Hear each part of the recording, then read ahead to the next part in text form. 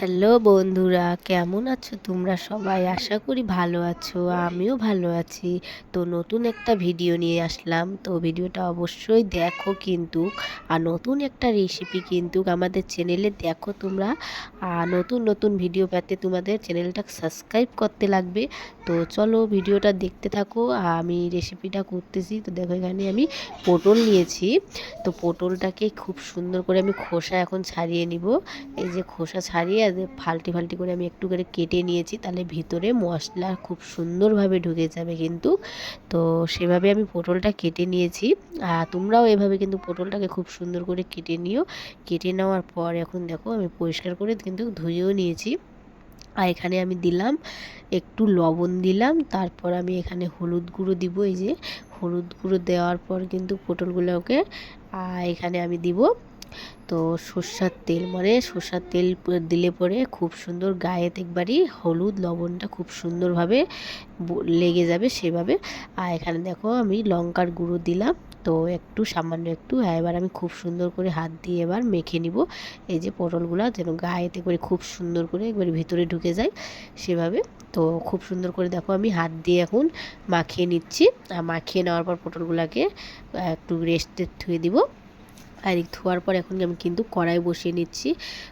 আমি এই রান্নাটা কিন্তু আমি সর্ষার তেলেই করব। তো তোমরা অবশ্যই সর্ষার তেলে করো কিন্তু।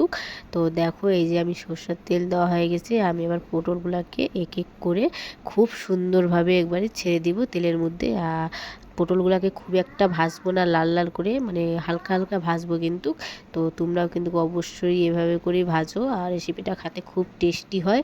তো এখানে দেখো আমি সব কটা পটল কিন্তু দিয়ে দিচ্ছি। এখন উল্টে পাল্টে এখন একটু ভেজে নিব। তো দেখো খুব সুন্দর করে এই যে হালকা হালকা করে ভাজা হয়ে যাবে লাল লাল করে একটু। তো এবার আমি দেখো সব কটা পটল কি সুন্দর করে উল্টে পাল্টে আমি খুব সুন্দর করে ভেজে নিব। ভেজে নেওয়ার পর তারপর আমাদের ভাজা হয়ে গেলে আমি তুলে রাখবো। তো তুলে রাখার পর আমি যেটা মশলা করব সেটা তোমরা অবশ্যই কিন্তু মশলাটা দেখো। আর এদিকে দেখো আমার পটলগুলো কি সুন্দর করে একবারে ভাজা ভাজা হয়ে গেছে। তো এভাবে কিন্তু অবশ্যই ভাজে। আর এখানে এখানে আমি একটা মশলা বানাইনি।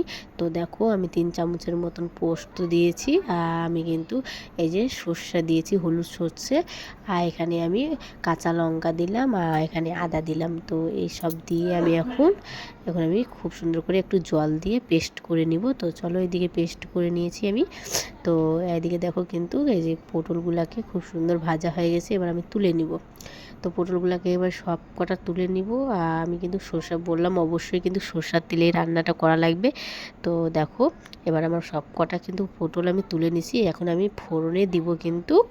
তো ফোড়নে কী কী দিচ্ছি তো অবশ্যই দেখো। আর এখানে দেখো কিন্তু আমি এখানে কালো জিরে দিচ্ছি। আর এই যে অর্ধেক চামচ কালো জিরে দিলাম। আর এখানে দেখো শুকনো লঙ্কা দিলাম। শুকনো লঙ্কা দিয়ে একটু ভাজা ভাজা টাইপের হয়ে যাবে। তো দেখো এবার আমি কিন্তু যেটা পেস্টটা করে রেখেছিলাম আমি সর্ষে আর পোস্ত, তো সেটা কিন্তু আমি এখন দিয়ে দিচ্ছি তেলের মধ্যে দিয়ে দিচ্ছি। আর দিয়ে দেওয়ার পর খুব সুন্দর করে মশলাটা কষাতে হবে, তাহলে সর্ষে পোস্তটা খুব সুন্দর হয়। আর এখানে কিন্তু তোমরা যদি বাটতে মিক্সারে যদি পেস্ট করো অবশ্যই একটু লবণ দিও, কিন্তু লবণ দিলে তাহলে সর্ষেটা তিতো করবে না।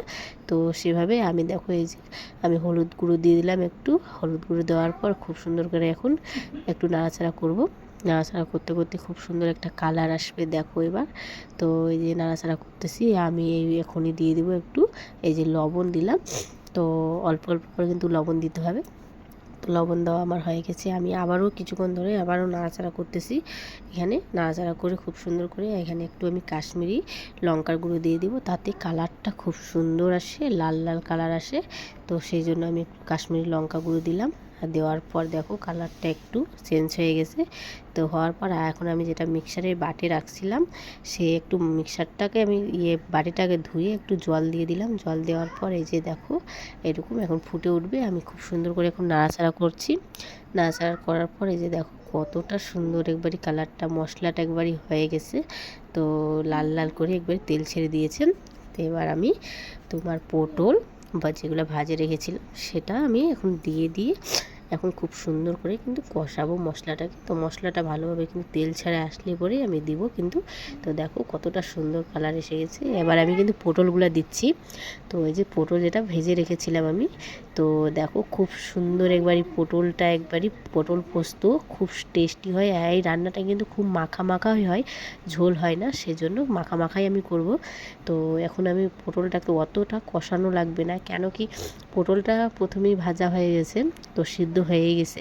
তো আমি অল্প একটু কিছুটা এভাবে করে 5 মিনিট ঢাকা দিয়ে এভাবে রেখেছিলাম। রেখে দেওয়ার পর তারপর আমি এই যে এখন জল দিয়ে দিলাম, হালকা একটু জল দেওয়ার পর এখন আমি কিছুক্ষণের জন্য আবারও সেম ঢাকা দিয়ে রাখবো। তারপর এই যে দেখো আমাদের পটল পোস্ত কতটা সুন্দর কালার এসে গেছে। এবার এদিকে দেখো আমি আবারও কিছুটা লবণ দিয়ে দিলাম। লবণ দেওয়ার পর এই যে আমি একটু চিনি দিলাম। নিরামিষ রান্নাতে কিন্তু চিনি দিলে খুব সুন্দর টেস্টটা হয়। তো তোমরাও দিতেও পারো, নাও দিতে পারো, তোমাদের ইচ্ছার মতন। তোমরা যদি দিতে চাও তাহলে অবশ্যই কিন্তু দিও, আর ভালো লাগে, খুব সুন্দর লাগে।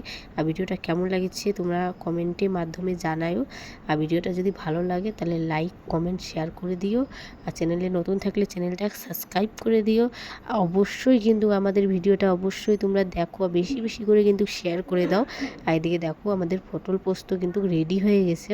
তো চলো দেখো কতটা সুন্দর একবার মাখা মাখা টাইপের হয়ে গেছে। এদিকে আমি দেখা দিচ্ছি, দেখো পটলটা খুব সুন্দরভাবে হয়ে গেছে। তো এভাবে অবশ্যই বাড়িতে একবার ট্রাই করে দেখো, খুব সুন্দর লাগবে।